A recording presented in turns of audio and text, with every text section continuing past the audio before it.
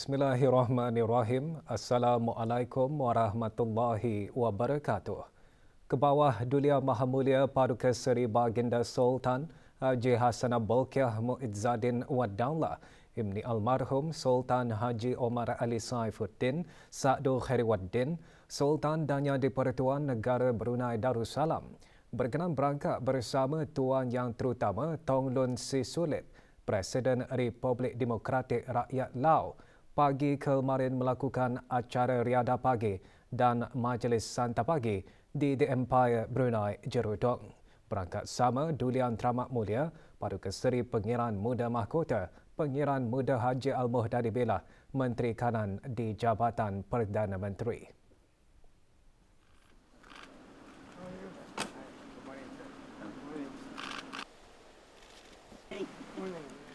Kebawah Dulia Maha Mulia mengalu-alukan ketibaan Tuan Yang Terutama Tong Lun Si Sulit, Presiden Republik Demokratik Rakyat Lao.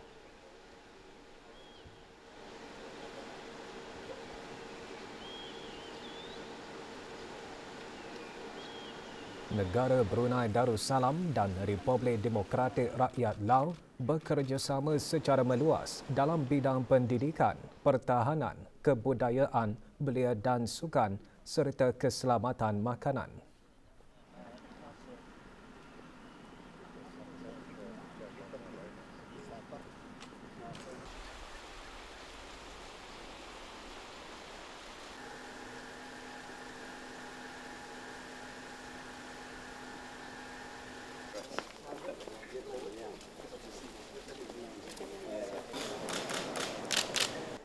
Selepas acara riadah, Kebawah Dulia Maha Mulia berkenan berangkat ke majlis santa pagi bersama Tuan Yang Terutama.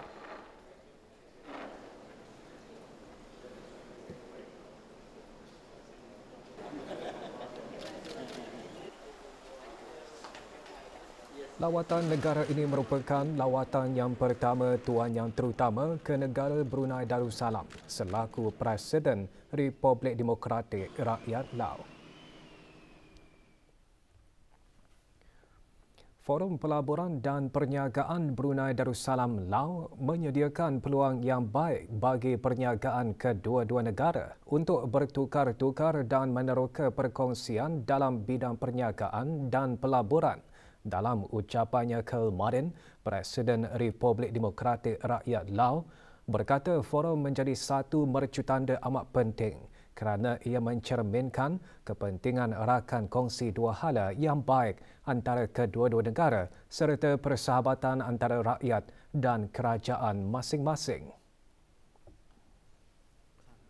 Tuan Yang Terutama Tong Lun Si Sulit seterusnya berkata pemimpin kedua-dua negara telah mengesahkan komitmen untuk terus mengukuhkan dan meningkatkan hubungan dan kerjasama dua hala serta hubungan rakyat dan kerajaan dengan jalinan antara kerajaan.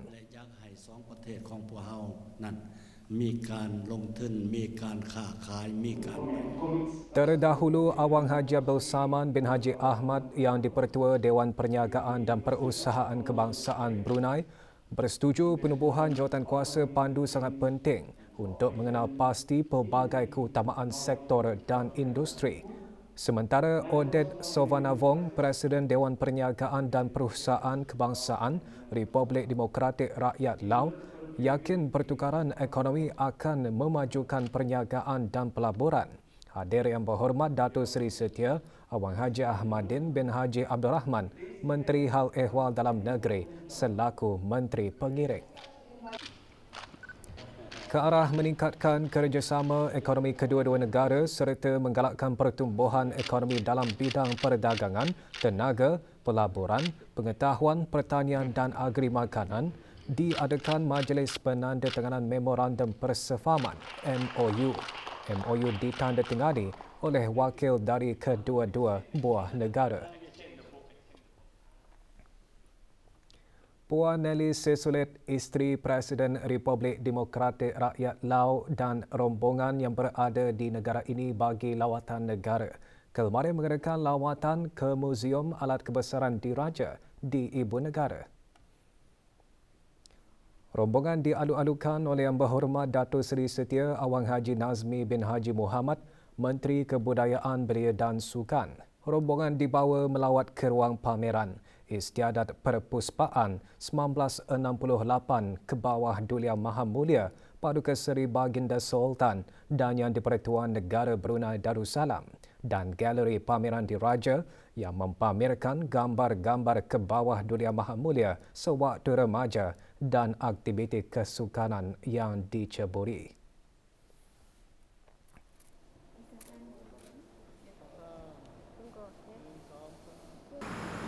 Terdahulu, Puan Nelly Sisulit dan rombongan mengadakan lawatan ke Pusat Latihan Kesenian dan Pertukangan Tangan Brunei di Kota Batu Bandar Seri Begawan. Mengalu-alukan rombongan Awang Haji Zainal Arshad bin Haji Abdul Rahman, Pengarah Pusat Latihan Kesenian dan Pertukangan Tangan Brunei. Rombongan berkunjung ke bilik-bilik galeri seperti bahagian anyaman, bahagian tembaga, bahagian seni ukir keris dan tasbih serta bahagian batik dan songkok. Rombongan terus berpeluang melihat hasil dan cara pembuatan daripada pertukangan tangan. Study. We also have our... This is the Pandau sleeve.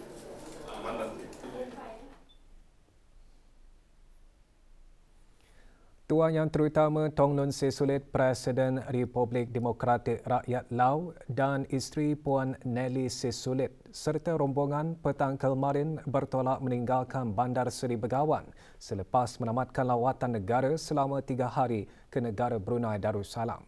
Hadir di lapangan terbang antarabangsa Brunei bagi mengucapkan selamat belayar Yang Berhormat Dato' Seri Setia Awang Haji Ahmadin bin Haji Abdul Rahman, Menteri Hal Ehwal Dalam Negeri selaku Menteri Pengiring dan Isteri. Yang Berhormat Dato' Seri Setia Awang Haji Erwan bin Pihin Dato' Pekerma Jaya Haji Muhammad Yusof, Menteri Hal Ehwal Luar Negeri kedua dan Isteri. Yang Berhormat Dato' Seri Setia Dr. Awang Haji Abdul Manaf bin Haji Matusin, Menteri Sumber-Sumber Utama dan Pelancongan dan Isteri. Puan Yang Terutama Seng Davan Wongse, Duta Besar Istimewa dan Mutlak Republik Demokratik Rakyat Lao ke negara ini dan Pesuruhjaya Pasukan Polis Diraja Brunei dan Isteri serta Pemerintah Angkatan Bersenjata Diraja Brunei dan Isteri.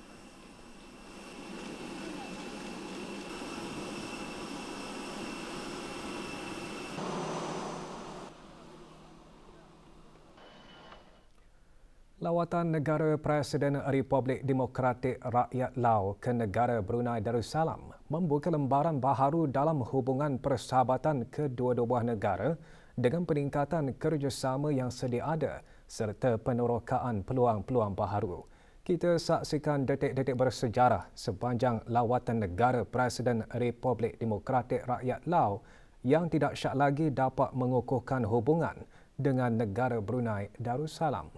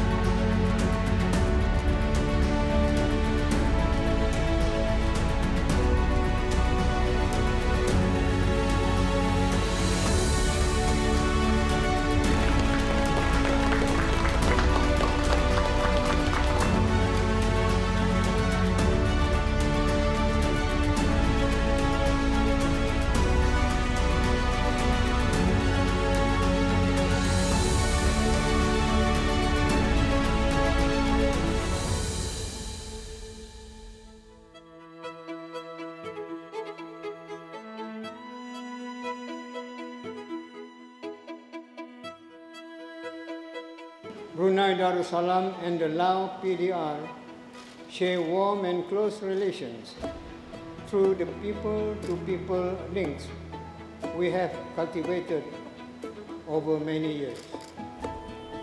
These ties are marked by mutual respect and confidence, as well as the desire to see each other develop and progress successfully.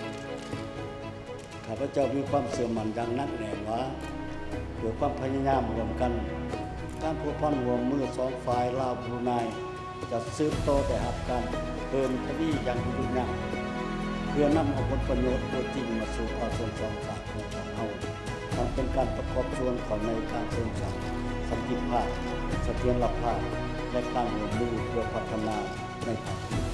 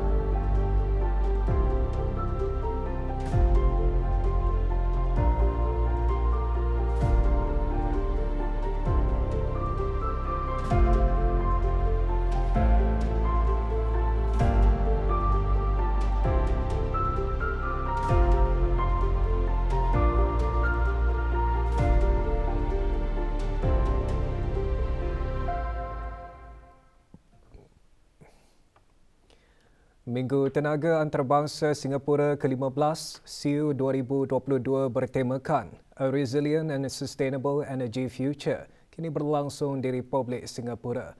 Menghadirinya Yang Berhormat Pihin Dato' Lela Raja Major Jana Bersara Dato' Paduka Seri Haji Awang Halbi bin Haji Muhammad Yusof, Menteri di Jabatan Perdana Menteri. SEAU 2022 merangkumi dialog peringkat tinggi mengenai isu-isu tenaga, perbincangan panel dan penglibatan peserta dalam pelbagai acara termasuk sidang kemuncak SEAU, meja bulat peringkat Menteri Singapura Agensi Tenaga Antarabangsa IEA, Forum Peringkat Tinggi Agensi Tenaga Boleh Diperbaharui Singapura Antarabangsa IRENA, sidang kemuncak Tenaga Bersih Asia dan sidang kemuncak Hilir Asia. Pada sidang sampingan, Menteri di Jabatan Perdana Menteri juga mengadakan pertemuan bersama Tuan Yang Terutama Gan Kim Yong, Menteri Bagi Perdagangan dan Industri Republik Singapura. Kedua-dua belah pihak menekankan semula hubungan dua hala yang sangat baik yang terus dikongsi serta berharap untuk terus membina kerjasama tenaga berdasarkan memorandum persefahaman mengenai kerjasama dalam tenaga dan ekonomi hijau yang ditandatangani bulan Ogos lalu.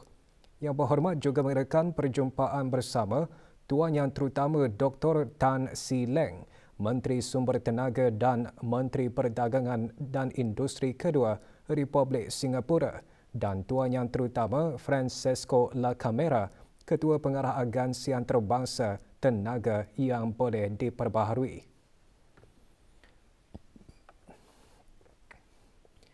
Komunikasi untuk kesihatan, kanser serviks, kesihatan mental, kawalan dan pencegahan penyakit tidak berjangkit serta penjagaan kesihatan asasi antara isu yang dibincangkan semasa mesyuarat jawatankuasa serantau Pertubuhan Kesihatan Sedunia WHO bagi rantau Pasifik Barat ke-73. Mesyuarat yang berlangsung di Manila, Filipina bermula 24 Oktober hingga 28 Oktober ini dihadiri oleh Menteri-Menteri Kesihatan dan wakil-wakil dari 37 negara anggota WHO Rantau Pasifik Barat. Mengetuai delegasi negara Brunei Darussalam ke mesyuarat tersebut, Yang Berhormat Datuk Seri Setia Dr. Awang Haji Muhammad Hisham bin Haji Jaafar, Menteri Kesihatan. Semasa di Manila, Yang Berhormat mengadakan kunjungan muhibbah bersama Puan Yang Terutama Dr. Suzana Jakob, Pegawai Incharge WHO bagi Rantau Pasifik Barat. Antara yang dibincangkan, kenyataan komitmen pihak Pejabat Rantau Asia Pasifik Barat WHO dalam membantu negara-negara ahli menangani pelbagai aspek kesihatan, termasuk yang berkaitan kesiapsiagaan kecemasan, antaranya pengurusan COVID-19 dan akses kepada ubat-ubatan dan vaksin. Juga diadakan perbincangan dua hala mengenai kerjasama bidang kesihatan dengan Menteri Kesihatan Malaysia, penasihat kepada Menteri Kebajikan Buruh dan Kesihatan Jepun dan pegawai in-charge Jabatan Kesihatan Republik Filipina. Tiga bidang utama bagi bank untuk berjanji menyokong perjalanan para ahli ke arah masa depan yang mampan dan berdaya tahan dikongsikan semasa sesi meja bulat mesyuarat tahunan Lembaga Gabner Bank Pelaburan Infrastruktur Asia AIIB ke-7 secara maya. Menghadiri mesyuarat tersebut, Menteri di Jabatan Perdana Menteri dan Menteri Kewangan dan Ekonomi kedua. Yang Berhormat Datuk Seri Setia Dr. Awang Haji Muhammad Amin Liu bin Abdullah menjelaskan antara bidang utama tersebut ialah untuk memudahkan kerjasama strategik antara penggubal dasar, perniagaan dan institusi-institusi pembangunan pelbagai hala dalam menyediakan peluang-peluang baharu.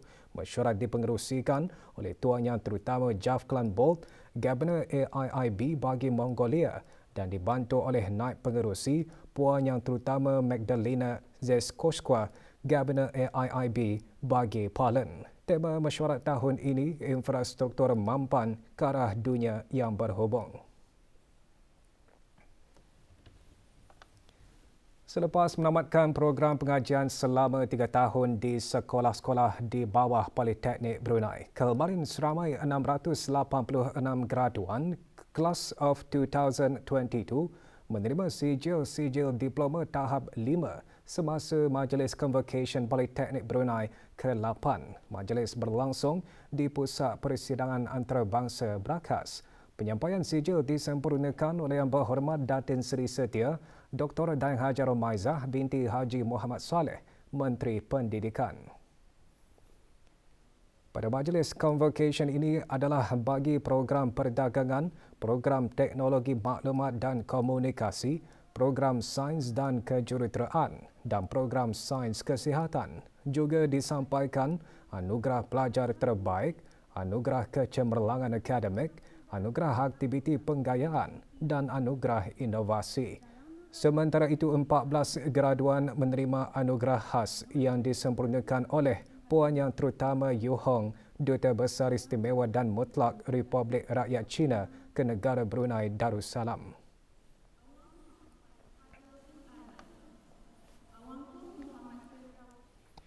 Jabatan Perkhidmatan Pos malam tadi mengadakan majlis sambutan Hari Pos Sedunia yang ke-144 tahun. Majlis berlangsung di salah sebuah pusat membeli belah di Kampung Manggis. Hadir Yang Berhormat Pengiran Datuk Seri Setia Syamhari bin Pengiran Datuk Paduka Haji Mustafa, Menteri Pengangkutan dan Info Komunikasi. Pada majlis tersebut, perkhidmatan penghantaran ubat menggunakan pos laju dan pelancaran projek rintis bungkusan cop merah dilancarkan. Majlis diteruskan dengan penyampaian anugerah terbaik sempena Hari Pos Sedunia 2022 dan cenderamata kepada warga pos yang telah berkhidmat selama 30 tahun dan warga pos yang bersara.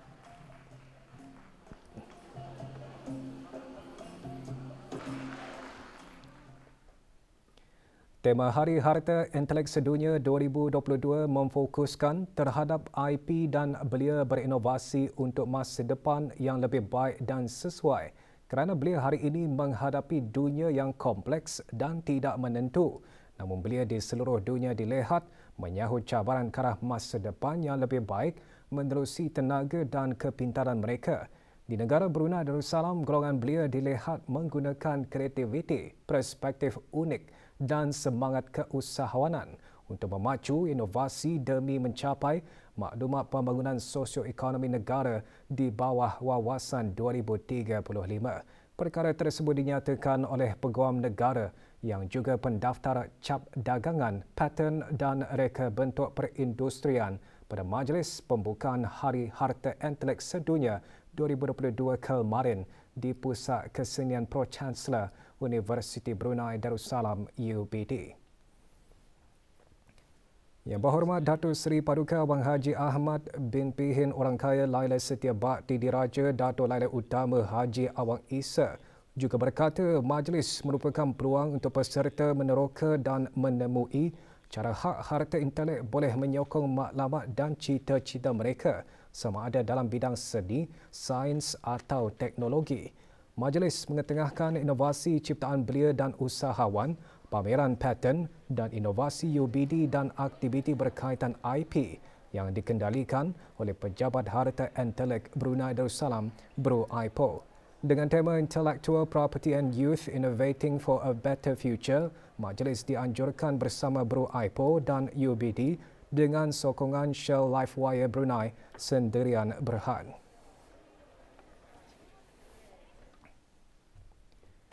Status harian norma baharu COVID-19. 1 kes berada dalam kategori 5, manakala 6 kes berada dalam kategori 4, iaitu memerlukan bantuan oksigen dan di bawah pemantauan rapi.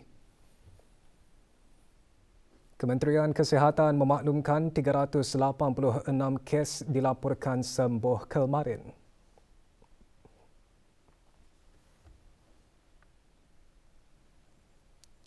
Jumlah keseluruhan pemberian 2 dos vaksin COVID-19 bagi kanak-kanak berumur 5 hingga 11 tahun kekal 86.2%. Bagi remaja berumur 12 hingga 17 tahun yang mendapat 3 dos vaksin, 61.7%. Dan liputan bagi rakyat dan penduduk negara ini yang mendapatkan 3 dos vaksin, 78.6%.